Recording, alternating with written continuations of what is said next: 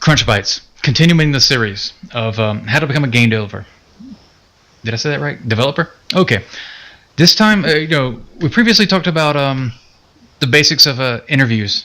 Today, we're going to talk about relocation. Now, if you want to hear more about relocating, check out Crunchcast 27. We speak a bit about that. Now, today it's me and John Jones. Yo! I'm going to run through a few brief bits, and then John's going to talk really quick. First of all, when it comes to relocation, as a game developer, we kind of accept the fact that it's a bit of a nomadic lifestyle. There's a lot of moving around. It's a volatile industry. We deal with that. It's unfortunate, but if you're a family man, that can be tough, and I respect you for living both lives. I'm just a single man, and if you can live that and get away with it, it's much easier. So what can happen is you live light, so you travel light. Sometimes you end up with most of your things in boxes and you never unbox it. That can be unfortunate, but it's a reality. So, don't own a bunch of pianos, big heavy armoires, king-sized waterbed. These are kind of discouraged in the general sense of relocation. Big heavy things, they cost more money to relocate. It's unfortunate, but hey, it's part of our lifestyle.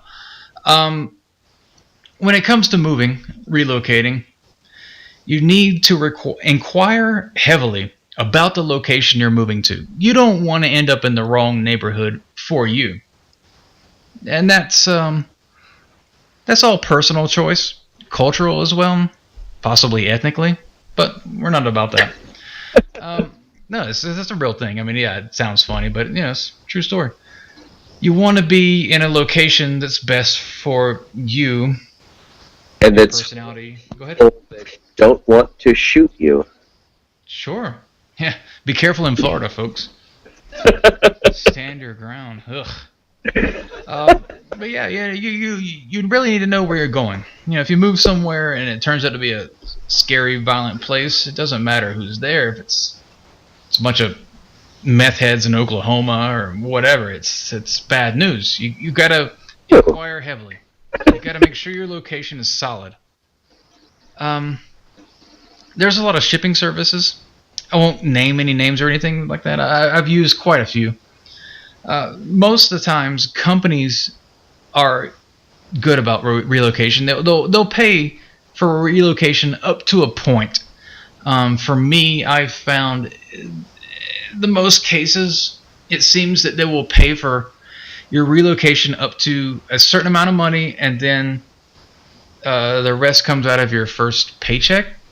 But that's different company policy. That could be anywhere. That's just an anecdote. They could acquire. You could set that to any place. It could be anywhere.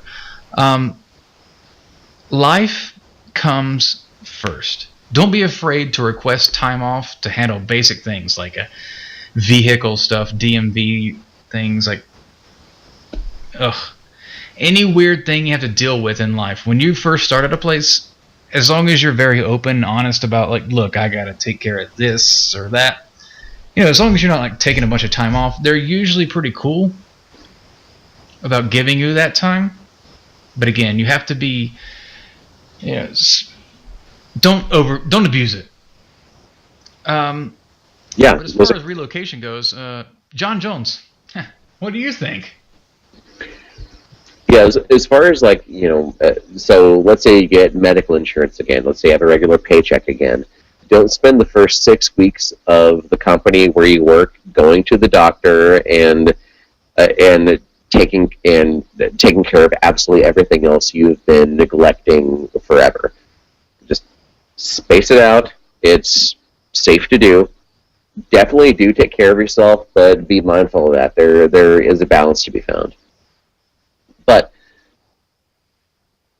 one of the chief considerations of moving to a new place is, can I even afford to live there? Is this a place that I'm going to be able to have any money left over at the end of the month? Yes. Where how do I budget? What do I think? What kind of moving expenses am I looking at? So The first thing I do whenever I'm interviewing in a company and I get an offer or even an initial idea of the salary range that I could be potentially getting, I go to, this is my favorite site for this, paycheckcity.com, and go to their salary calculator and enter in whatever you're making, bi-weekly, semi-monthly, annually, whatever.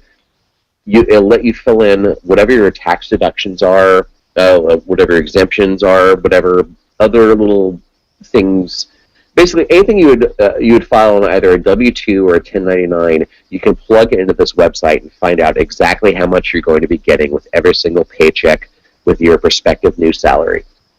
This should be the very first place you look as soon as you get an idea of how much you could potentially earn from a job. So go to paycheckstudy.com and find out what you'll be making. Be optimistic, be pessimistic, plug in different numbers, get an idea of the kind of range where, if you decide you don't want to file for your children as dependents, you can find how much that would cost. If you want to find out what a terrible fucking idea that was and why you should, plug in those numbers. And just get an idea of how much money you're going to have left over after each paycheck and when you're going to have to pay rent, which, generally speaking, is the 1st to the 10th of the month. Some places will pay you twice a month. Some places will pay you every week. Some places will pay you every 2 weeks or every 4 weeks. If you work at Rockstar Games in Scotland, you have the option of getting paid once per year. Weird thing, requires a lot of discipline. But just find out how much you're going to have to play with after taxes, after expenses, and start budgeting from there to find out if that is even the kind of lifestyle you can sustain or maintain, or even justify to your family, or lack thereof, or decision to separate yourself from because you aren't going to be able to afford to have a family anymore. These are financial considerations that you should consider, and paycheckcity.com can help. I would also recommend, as a second step, go to apartments.com. Shop for apartments near where you live and find out what the different neighborhoods are. On your interview, if possible, or if not on an interview, after, email the human resources person, usually after you get an offer, but find out from human resources or the people you interview with what neighborhoods they live in or what general parts of town. Like, don't ask for exact addresses because you're not going to get the job if you ask, but find out just roughly where people live. Because, okay, so I work for Avalanche Studios in New York City, and we're in Manhattan. We are on Broadway. We're in Soho, very trendy, very interesting place to live. And some people live in Manhattan, some people live in Brooklyn, and other people commute in from New Jersey and Connecticut to go into the city, just depending on what their kind of living situation is. So the more people you interview with, to some extent, the better, because you'll be able to ask them these questions and find out, like, okay, well, where do you live? Do you have a family? And just don't go so far as to ask, like, are you single? How many children do you have? Is your wife hot? Is she looking? Just try and get a sense of these different people's type of lives, where they live and how they live, and then look at apartments.com and find out what the price of living is in these different areas for the different kinds of life you could have when you live there. I will make one disclaimer. Do not use rent.com, because if you look up an apartment from there and want any information, they make you register, unlike every other site on the internet for exactly the same thing. So fuck rent.com. They're useless. And John previously spoke on how great that site was on a previous episode, but update. Exactly. I no longer believe in them. I think they're a terrible resource, and I think they should be shunned for breaking the standard of virtually every other site for exactly the same thing on the internet for the only thing that they do. So do not use rent.com. They suck. Apartments.com is better. And even better is asking your human resources person if they have any recommendations of a realtor or an apartment locator, which they often do. When I moved to New York, I asked Avalanche's HR director for a recommendation for a realtor, and I'm now living, as a result of asking that question, in the nicest place I've ever lived in my life, and I'm very happy. Like part of HR's job is to make sure that you're set up and you're in a good place, and whatever your life situation, married, single, like anything, a big part of their job is making sure you're set up and you're happy and stuff is locked down. So don't be afraid to ask questions. Also, I've actually been to John's place. It's very nice. Great location. I have pictures from it. Check my Facebook. thanks, man. Gee.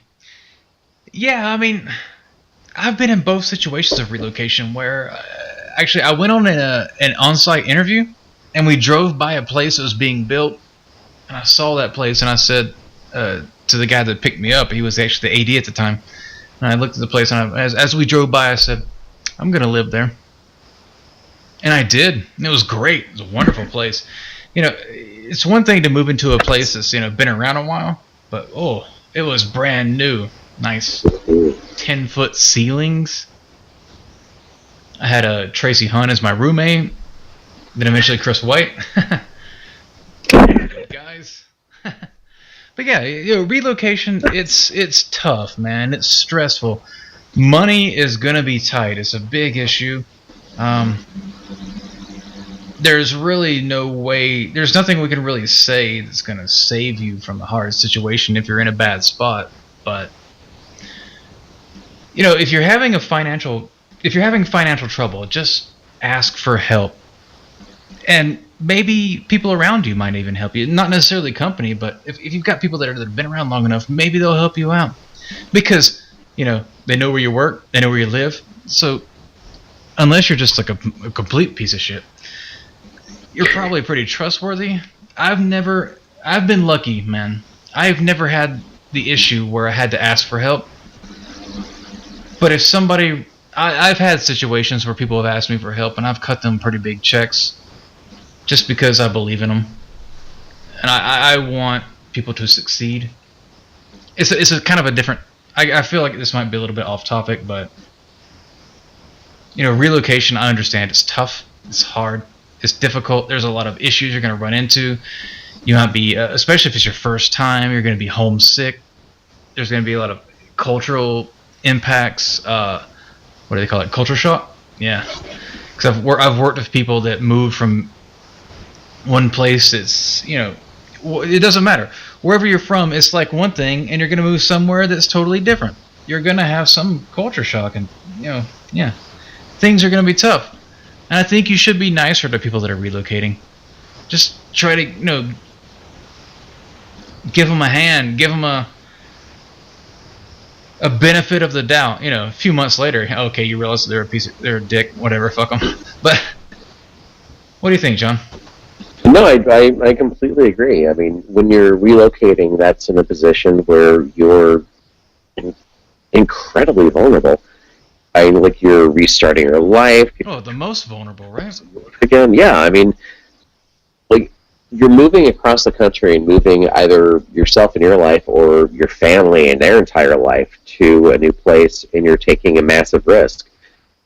And I would honestly recommend, if you're already working at a company, take the time to get to know the new people, especially if they relocated from elsewhere, because that's going to be so much appreciated and so valued.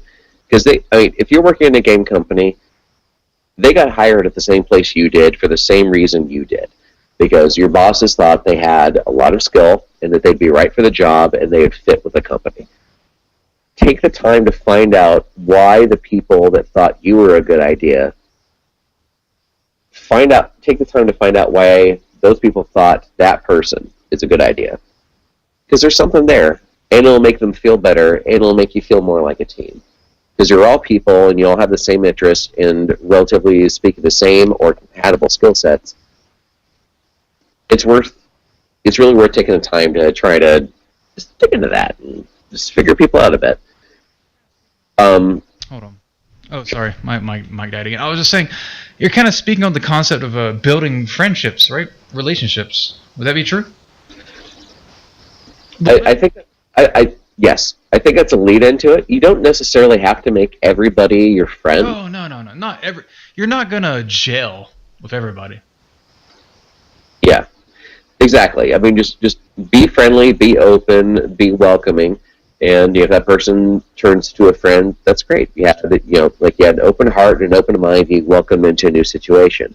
If they don't end up meeting, if you guys just don't end up clicking, despite that, I mean, you can have a perfectly great working relationship without having to, be the godfather of their children. Or, yeah, I mean, it's fine. Just be cool and be welcoming toward people that are coming in, because to a great extent, they're still finding their way, and the way they act when they start may not be representative of the way they're always going to act. Because I'm working with a guy now who's been here for a month, and he's only just now getting like an internet hooked up at his house. Right. And a lot of us are just take for granted, like, oh, well, I have internet, I have my whole thing, I have all this going on. But it's like, oh my God, like that guy hasn't had internet this entire month. I've just been treating him like any other schmuck I work with that has internet every day. You know, just like being the first person that's willing to take him out for a beer or invite him to a new place for lunch, or even just say, hey, my name is such and such. What's your name? Where you come from? How's it going? Just the tiniest bit of effort toward making someone like that feel welcome will make more of a difference than you could ever imagine for someone entering a new situation. So if you're on the safe side of it and you're like, oh, who's this new person? Just try and keep that in mind. If you're a new person going into that kind of situation, just be eyes wide open, ready and willing to listen, to learn, to just connect with people, and just be open to what's going on. Because you've relocated. Your life is different now. Things are different now. You're not going to see the same people anymore. You're not shopping at the same shops. Depending on where you move, you may not even have a car anymore. Whatever's going on, things are changing, and this is time for you to be open. And yeah, this is everything's different. Nice. Yeah, there's a lot of people you're going to work with. Relocation relationships and stuff, it can be tough. Finding new friends as an adult, that's kind of a weird thing people always are worried about, but just try to get out. That's the most important thing I would say. I've known a lot of people that relocated to new jobs, and then they confided in me years later, and they said, you know what, I've never actually been anywhere. They just go to work and then go home. And to me, that's unfortunate. I like to get out. I go to lots of shows and things. You've got, we've said it before about being yourself. You've got to be yourself externally, in the point that, hey, what do I like? What things do I like to do? And go and see.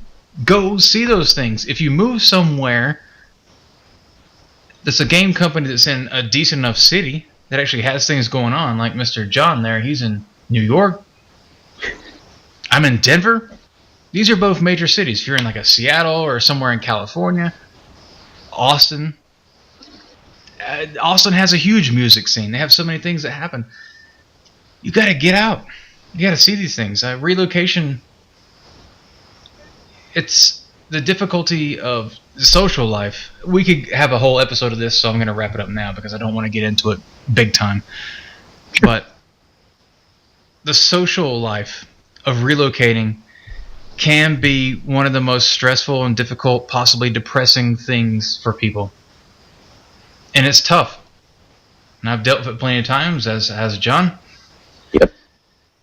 It's a lot to deal with. Yeah, once you get out there, you just go to find something you like. You like a comedy show, find a comedy place. You like a band or something, you find venues that have bands that you like, that play music you like, anything, whatever you're into. You'll find like-minded people there. Strike up conversations. You can make friends. It's not that hard.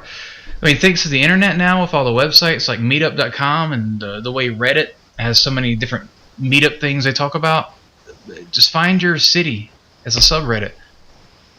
Oh my God, I couldn't recommend that enough. Yes. Oh, it taught me so much.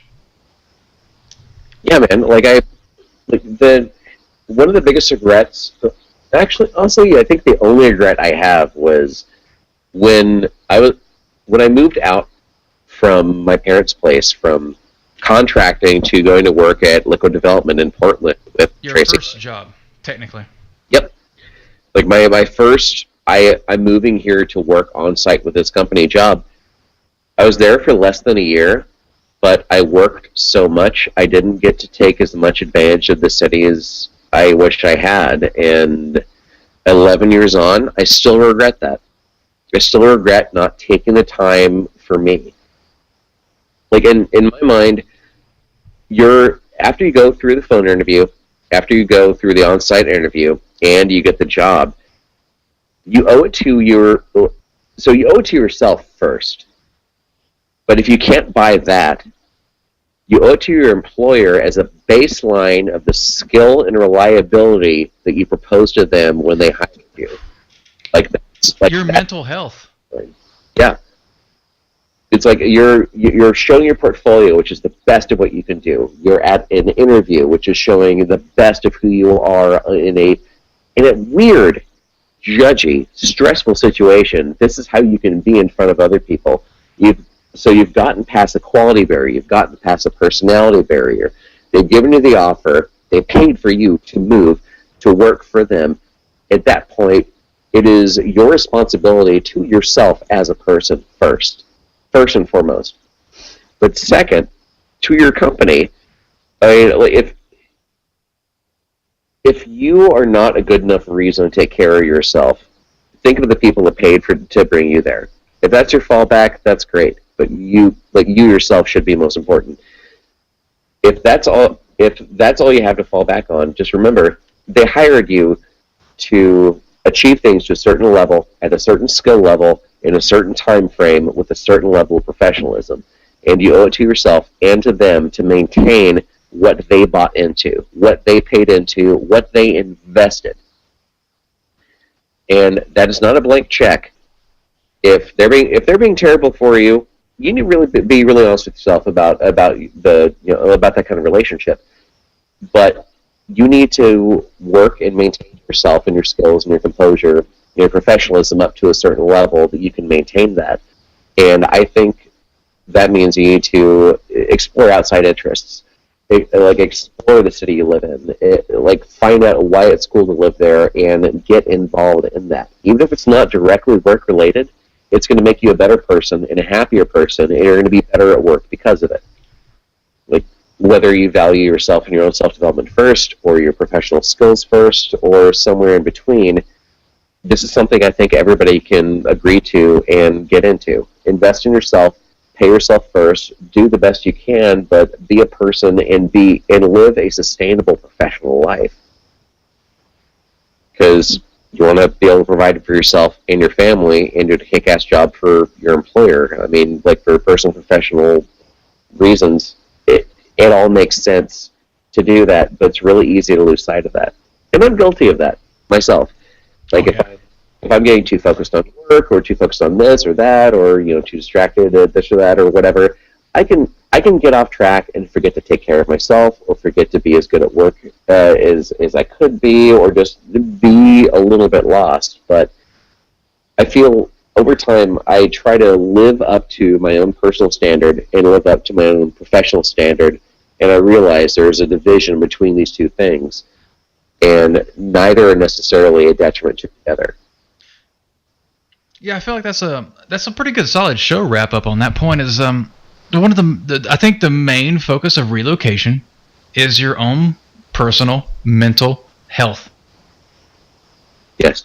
Again, it has to do with you getting your stuff somewhere, you moving somewhere, and on the next episode we're going to dive headfirst into the actual starting the new job, dealing with acclimating to new software and stuff like that. We haven't touched that at all on this one. We focused it completely on the relocation process, and yeah, I really feel like even myself, I was a bit enlightened on this. Is that the fact that it's all about your own personal mental health. Make sure you get your life right, everything in place, all nice, so that you can be the man or woman that you were hired to be for the job. Should that be the wrap up, John? I think that's absolutely perfect. That you summed it up better than I think I'm capable of right now. Cool. Well, awesome. Yeah, again, thanks to all the other people that have helped us out on these series of bites, and thank you, John Jones, for being here tonight, and thank you for listening.